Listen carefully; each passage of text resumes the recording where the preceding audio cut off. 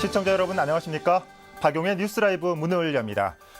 요 며칠 기승을 부렸던 한낮 더위는 오늘 오후 비가 내리면서 잠시 주춤하겠습니다. 내일까지 비는 이어지고요. 비가 그친 후에는 또다시 무더위가 찾아옵니다. 특히 주말에는 30도까지 올라가니까요. 나들이 계획 세울 때 참고하시길 바랍니다. 5월 23일 박용의 뉴스라이브 지금부터 시작합니다. 오늘의 헤드라인입니다. 서대문구가 이대 앞 노점상을 공원 내 컨테이너로 이동시킨다는 계획을 추진하고 있는데 노점들은 반대하고 있습니다.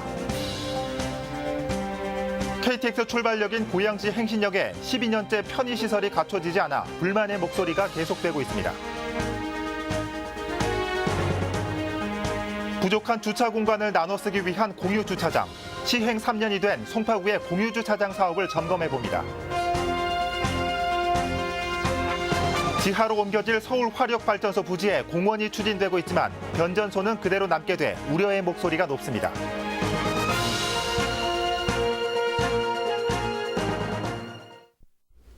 서대문구가 추진하고 있는 신촌 도시재생사업. 이와 관련해 오늘 이화여자대학교에서는 이대 앞 노점 상인들과 주민들을 대상으로 신촌 노점 정비 컨테이너 구조물 사업 설명회가 열렸다고 합니다. 지금 이 시각 현장에 나가 있는 취재기자 연결해 봅니다. 오신영 기자. 네, 저는 지금 이화여자대학교에 나와 있습니다. 네, 서대문구가 추진하고 있는 신촌 도시재생사업 어떤 사업인지 좀 소개 좀 해주시죠. 네, 서대문구는 신촌 도시 재생 사업을 펼치고 있는데요. 네. 그중 하나가 신촌 민자역 사업 소공원에 컨테이너몰을 조성하겠다는 계획입니다. 재개발을 하지 않고 도로 정비를 통해 도시 재생을 하겠다는 건데요. 예. 특히 이대 앞에는 도로가 좁고 비가 오면 이동이 불편하기 때문에 그동안 민원이 많이 제기됐던 곳입니다. 예. 이를 해결하기 위해 이제 구에서는 이대 앞에서 장사를 하고 있는 노점 상인들을 민자역사 앞 소공원으로 이동시키겠다는 겁니다. 예.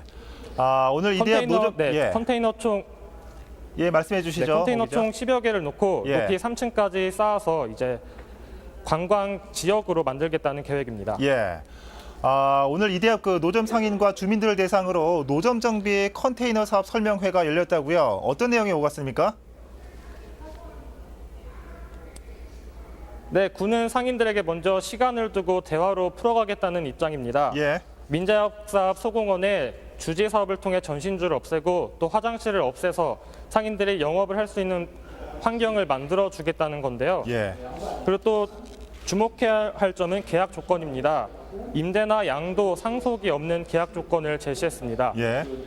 그리고 이대 학생들과 상인들이 연계해서 창업을 할 수 있는 프로그램을 만들어서 관광객과 젊은 층을 모두 사로잡겠다는 겁니다. 예.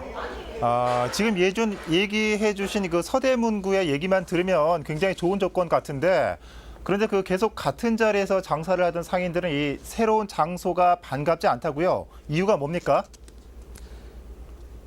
네, 상인들은 민자역사 소공원 부지를 입점을 꺼려 한다는 입장입니다. 예. 그 이유는 소공원에는 이제 현재 상인들이 장사를 하고 있는 부지보다 유동인구도 적고요. 예. 상권도 작기 때문에 상인들이 꺼려한다는 입장인데요. 그래서 오늘 설명회에서는 현장에서 구청 직원들의 고압적인 태도에 불만을 가진 상인들도 있었습니다. 네. 그래서 앞으로 구와 상인들이 갈등을 해결해 나갈 점도 주목해 봐야 할 점입니다. 예. 결국 이 상인들은 좀 매출에 영향을 미친다 그런 입장 같은데 자, 마지막으로 오늘 설명회 전에는 이대 학생들을 대상으로 설명회가 열렸다고요. 보통 이렇게 학생들을 대상으로 한 설명회가 이례적인데 이유가 있습니까? 네, 도시재생 사업 설명회를 대학생들을 대상으로 했다는 것 자체가 주목해야 할 점입니다. 예. 이곳 이대나 신촌 주변에는요, 주 소비자층이 대학생들이고요, 주거 계층들도 대학생들입니다. 예. 그래서 이대나 신촌 상권에 큰 영향을 미칠 수 있다는 게 구의 입장입니다. 그렇군요. 그래서 네, 예. 계속 말씀해 주시죠. 구는 네, 대학과 지역에 상생할 수 있다고 예. 보고요. 지난 2015년 하반기부터 대학생들을 상대로 설명회를 개최하고 있습니다. 예. 그리고 지난 16일에도 이곳 이화여자대학교에서 도시재생 사업과 관련한 설명회도 개최한 바 있습니다. 예. 네, 지금까지 이화여자대학교에서 전해드렸습니다. 네. 오신영 기자 잘 들었습니다. 자, 이 최대 3층짜리 컨테이너 박스라고 하죠. 이렇게 컨테이너로 노점을 옮기려는 계획이 참신한 발상일지 아니면 이 정책을 위한 정책일지는 좀 시간을 두고 지켜봐야 되겠습니다. 자, 신촌 연결해봤습니다.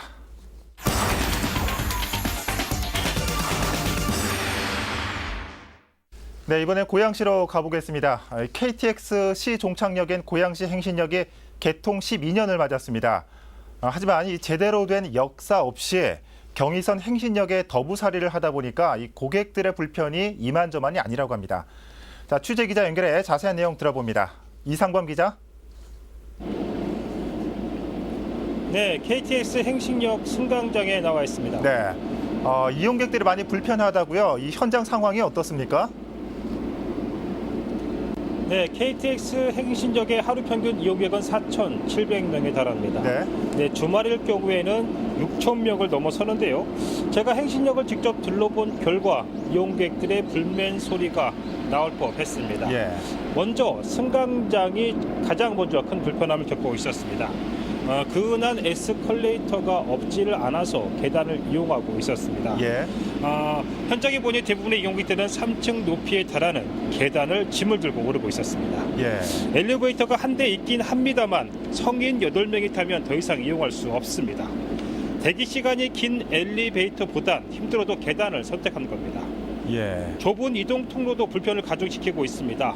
이동 통로는 당초 직원 출퇴근용으로 폭이 2m 내외로 설계돼 좋습니다. 때문에 이용객들이 몰리는 시간대엔 혼잡은 물론 흔들리기까지의 불안감을 주고 있습니다. 이 편하려고 KTX를 타는데 이 KTX를 타기까지가 편치가 않군요. 그런데 이 주민 민원 해소를 위해서 역사추진위원회가 발대했다고요? 무슨 내용이죠? 네, 지난 18일입니다. 지역 도의원을 중심으로서 행신역장과 주민들이 모인 가운데 발대식을 가졌습니다. 초대위원장으로 선임된 광미숙 도의원에게 앞으로의 취지 계획 들어보도록 하겠습니다. 안녕하세요, 위원장님. 안녕하세요. 네, 먼저 추지위원회 발대 취지 간략하게 설명 좀 해주시죠. 당초 행신역은 경의선 전철 전용 역사로 설계됐습니다. 행신역이 KTX 차량 기지로 선정되면서 주민들의 불만을 최소화하기 위하여 KTX 시종착역이 된 지 10년이 지난 지금 KTX 이용객은 무려 7배가 증가하였고 정차 횟수도 4배 가까이 늘어났음에도 불구하고 행신역은 전철 전용 역사로 머물러 있습니다. 시설 또한 열악해서 안전사고의 위험까지 많은 상태입니다. 행신역은 경기 서북부의 유일한 KTX 시종착역입니다. KTX 시종착역에 걸맞게 역사를 건립해야 된다는 도민들의 뜻을 모아 KTX 행신역사 건립 활성화에 힘을 보태기 위해 민간 주도로 결성하였습니다. 네, 그렇다면 앞으로 그 추진위원회 활동이 좀 기대가 되고 있는데요. 앞으로 계획 간략히 설명 좀 해주시죠. 우선 승객 대기실 확충, 이동 통로 개선, KTX 추가 정차 등의 활성화 방안과 KTX 시종착역에 걸맞는 역사를 신설하여 문화와 관광이 어우러진 경기 서북부의 랜드마크로 추진하고자 합니다. 여기에 평면 환승이 가능한 대중교통 복합 환승센터까지 추가한다면 장기적으로는 KTX 행신역 일대가 유라시아 대륙철도 거점역으로 개발될 수 있도록 관계 기관에 지속적으로 요청할 계획입니다. 네, 앞으로 그 행신역이 경기 서북부의 교통 거점으로 성장을 기대하겠습니다. 오늘 말씀 고맙습니다. 감사합니다. 네, 지금까지 KTX 행신역에서 전해드렸습니다. 네, 이상범 기자였습니다. 자, 고양시에 KTX 출발역이 생겨서 편해진 건 사실이지만 이 편의 시설은 KTX의 속도를 못 따라가는 것 같습니다. 고양시 행신역 연결해봤습니다.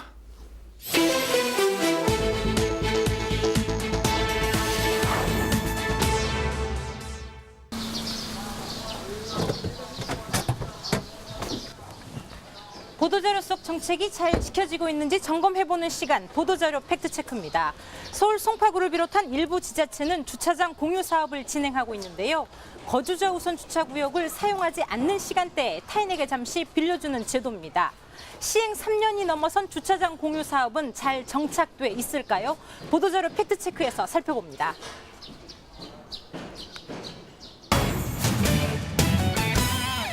송파구가 지난 2014년 1월 배포한 소식지입니다. 어플리케이션 서비스인 모두의 주차장과 함께 거주자 우선 주차장 공유 사업을 진행한다는 내용입니다. 그렇다면 서울시 최초로 시행됐다는 송파구의 공유 주차장은 얼마나 편리하게 이용할 수 있을까? 어플리케이션을 켜고 인근의 공유 주차장을 찾은 뒤 직접 차를 몰고 주차해 보기로 했습니다. 어플리케이션이 알려준 곳은 탄천변의 한 거주자 우선 주차 공간. 하지만 이미 그곳은 다른 차량이 점령하고 있습니다. 아, 제가 공유 주차 이거를 결제하고 왔는데 네네. 차가 되져 있어가지고요. 자리가 있다는 게 공유 주차 하신다면 여기서 하신다면요. 네. 나가서 빼드리면 되죠. 뭐. 인근의 또 다른 곳을 찾아가 봤습니다. 휴대폰상에서 결제를 진행하고 가봤지만 이곳 역시 차가 대져 있는 상태였습니다. 내 차를 대기 위해서 상대 차를 빼달라고 전화부터 해야 하는 상황입니다. 예, 여보세요? 예, 안녕하세요. 여기 차를 좀 대려고요. 네네네, 빼드릴게요. 죄송합니다. 이후 무작위로 대여섯 곳을 더 다녀봤지만 상황은 비슷했습니다. 거주자 우선 주차 공간이 공유 주차장으로 사용된다는 사실을 모르고 일부 주민들이 무단 주차를 하고 있는 겁니다. 상황이 이렇자 송파구는 2016년 10월 한 번의 보도자료를 더 배포합니다. 무단 주차된 차량으로 인해 결제를 취소하는 사례가 증가해 공유 주차장임을 알리는 안내 표지판을 설치한다는 것입니다. 보도자료 속에서 밝힌 방이동과 가락동 인근부터 가봤습니다. 유동인구가 많다는 방이동의 한 주택가 이면도로 공유 주차 공간이지만 주변 어디를 둘러봐도 공유 주차장임을 알리는 안내판은 없습니다. 공유 주차 구역이라는 거는 모르셨던 거예요? 여기서 오래 사셨어요? 한 15년이 됐어. 그런데도 모르셨어요? 모르지 알아요. 어딜 가도 비슷한 상황. 여러 곳을 둘러본 끝에 표지판이 붙은 곳을 찾았지만 그곳은 이미 공유 주차장이 취소된 곳이었습니다. 공유 주차장이 아니네요. 과거에 공유 주차장이었던 곳이고요. 지금 공유 주차장은 운영이 되지 않습니다. 대부분은 붙였던 흔적도 없고 일부는 안내판이 너덜거리거나 아예 뜯겨져 나가 흔적만 남은 곳도 있습니다. 이게 전문적으로 하는 사람들이 붙인 게 아니라 이게 직원들이 가서 이렇게 붙이는 거니까 관리 그런 걸 더 꾸준히 해야 되는데 저희들도 좀 바쁘다 보니까. 한편 거주자 우선 주차구역이 공유 주차장으로 활용되는 곳은 송파구 내 458면, 이용 건수는 2015년 640여 건에서 2016년 1,520여 건으로 꾸준히 늘고 있는 상황입니다. 그만큼 공유 주차장이 대중화되고 있는 겁니다. 주차장 공유 사업을 점검하면서 제가 느낀 점은 이렇습니다. 제대로 정착만 된다면 괜찮은 제도구나. 하지만 두 가지가 수반돼야겠죠. 이곳이 공유 주차장임을 알리는 행정, 그리고 공유 주차장 안에는 무단 주차하지 않아야 하는 시민의식일 겁니다. 보도자료 팩트체크였습니다.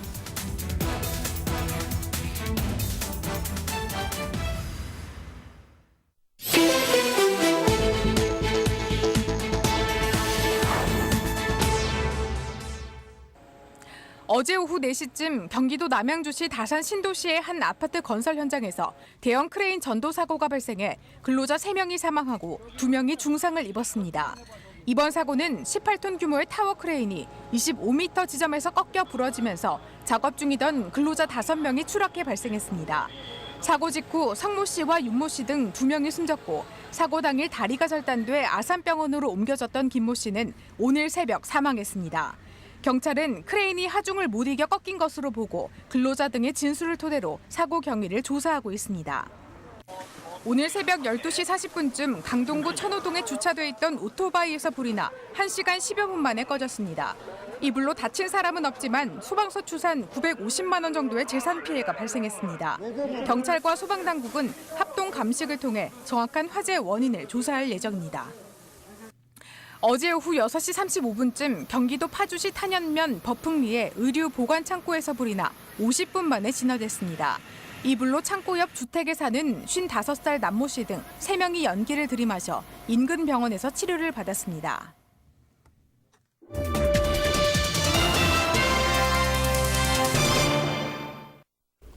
마포구에 위치한 서울 화력발전소를 지하로 옮기고 그 자리를 공원으로 조성하는 공사가 한창 진행되고 있습니다. 2019년 말 완공 예정인데 하지만 공사가 끝나더라도 변전소는 그 자리에 남게 돼 이 반쪽짜리 공원이 될 우려가 제기되고 있습니다. 공원 안의 변전소, 여러분은 어떻게 생각하십니까? 신승훈 기자입니다. 마포구 당인동에 위치한 서울 화력발전소입니다. 지난 2013년 6월부터 발전 설비를 지하화하고 지상에 공원을 조성하는 공사가 한창입니다.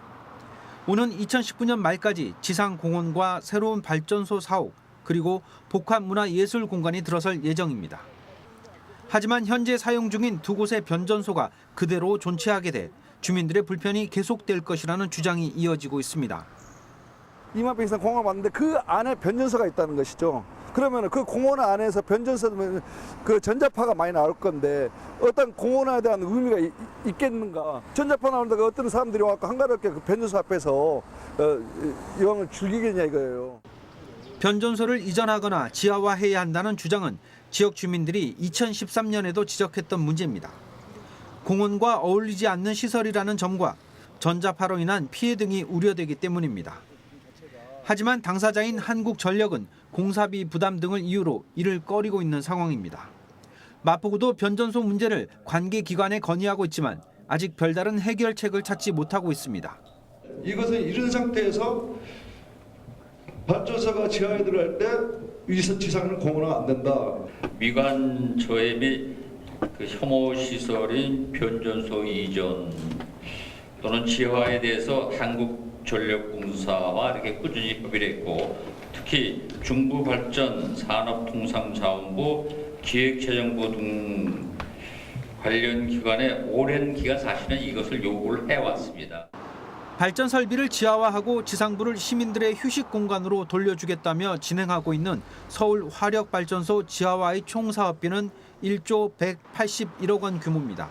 변전소를 옮기는 데 필요한 예산은 1,000억 원 정도로 예상되고 있습니다. 딜라이브 서울 경기 케이블 TV 신승훈입니다. 양주시가 경기 북부 테크노밸리 유치를 위해 팔을 걷어붙였습니다. 지난해 유치에 실패한 뒤 다시 도전에 나선 건데요. 각계가 참여한 유치위원회 발대식을 갖고 범시민 10만 서명 운동에 들어갔습니다. 보도에 전병천 기자입니다. 양주시가 경기 북부 테크노밸리 유치 전에 본격적으로 뛰어들었습니다. 시는 지난 17일 상공인과 학계, 사회단체장 등 120여 명이 참여하는 경기 북부 테크노밸리 유치위원회 발대식을 가졌습니다. 유치위는 경기 북부 산업의 중심지로 기업의 접근성이 우수하다는 장점을 내세우며 범시민 10만 서명 운동에 들어갔습니다. 이 양주가 가장 지금 경원축의 중심지고 또 제조업이 많이 있기 때문에 그러한 시너지 효과를 노리기 위해서도 경기 북부의 균형 발전을 위해서 꼭 필요하다. 양주시는 지난해 고양시에 밀려 고배를 마신 뒤 물러설 수 없다는 입장입니다. 시는 지난해 기업하기 좋은 도시 1위를 내세우며 최적의 입지를 강조하고 있습니다. 또한 수도권에서 접근성이 우수하고 낮은 가격의 토지와 양주 역세권 개발과 인근에 위치해 시너지 효과를 낼 수 있다는 점도 강점이라고 내세웁니다. 저희가 이제 여러 가지 토지도 가격 대비 그 가격에 대한 부분에 가성비가 좋다고 좀 생각을 하고요. 교통관계 가장 우수합니다. 또 한편으로 보면은 경원 측에 아직까지 이렇다 할 만한 그런 첨단 산업 용지가 없습니다. 그래서 이번에 저희가 꼭 유치를 해서 경원 측의 중심이 되는. 현재 테크노밸리 유치전에 뛰어든 지자체는 양주와 의정부 동두천 그리고 포천, 구리, 남양주 등 모두 6곳으로 알려졌습니다. 경기도는 오는 9월 테크노밸리 수요 조사를 마치고 내부 검토와 전문가 자문을 거쳐 11월 대상지를 선정할 계획입니다. 딜라이브 서울 경기 케이블 TV 전병천입니다. 좁은 골목길이나 경사가 높은 오르막길은 화재가 났을 때 소방차 진입이 쉽지 않습니다. 그래서 요즘에는 골목 곳곳에 모두가 사용할 수 있는 보이는 소화기가 비치되고 있는데 화재 발생 시 초동 진화에 큰 역할을 하고 있습니다. 오신영 기자입니다. 지난달 30일 서대문구 북화저동 주택가에 주차 중인 차에서 화재가 났습니다. 소방차가 도착하기 전 소화기를 사용해 불을 끄기 시작한 건 인근에 거주하던 박용성 씨입니다. 박 씨가 소화기를 사용할 수 있었던 건 골목마다 설치된 보이는 소화기 덕분이었습니다. 폭발이 한번 뻥 일어났습니다. 119에 전화하라는 소리들 다 지르면서 바로 소화기 쪽으로 뛰어갔죠. 나중에 끝나고 나서 바닥에 앉아서 보니까 슬리퍼나 발은 새카맣게 되어 있고 옷은 소화기 분무가루 때문에 하얗게 뒤집어져 있었고요. 북화저동은 좁은 골목에 주택이 밀집된 지역이기 때문에 한 번 불이 나면 큰 화재로 이어질 수 있는 곳입니다. 또 오르막길은 경사가 심해 소방차가 진입하기도 쉽지 않습니다. 박 씨와 주민들의 빠른 대응으로 화재가 주변으로 번지는 것을 막을 수 있었습니다. 이 집도 30년 이상이 된 집이에요. 자재도 그렇고 오래돼서 한 번 불이 붙으면 순식간에 그냥 다 전소가 될 만한 상황이거든요. 불이 났을 때 사람들이 나와서 동네 사람들이 다 똑같이 생각을 하는 거죠. 소화기, 소화기, 소화기 다 외치는 거예요, 옆에서. 이곳 서대문구 홍연팔길 화재 취약 지역에는 골목 100m 이내에 보이는 소화기가 설치됐습니다. 보이는 소화기 설치로 주민들도 초기 대응에 나서 인근 소방서도 화재 시 골든타임을 확보할 수 있을 것으로 보입니다. 서대문구 내 화재 취약 지역은 모두 28곳입니다. 올해까지 소방차가 들어가기 어려운 전통시장과 쪽방촌, 주거 밀집 지역 등 화재 취약 지역에 보이는 소화기 123개소를 설치했습니다. 서울시 3개년 예산 사업으로 23개 소방서가 공통적으로 실시하는 사업입니다. 대상은 소방차 곤란 지역하고 불통 지역을 위주로 주민들이 신속하게 화재를 진압할 수 있도록 설치하는 게 목적이고요. 서울소방재난본부에서 올해 서울 시내에 설치하는 소화기는 2,347대, 서대문구에는 내년까지 60대의 소화기가 추가로 설치될 계획이어서 화재 취약 지역 주민들이 화재를 초기에 진압하는 비율은 더 높아질 것으로 보입니다. 딜라이브 서울 경기 케이블 TV 오신영입니다.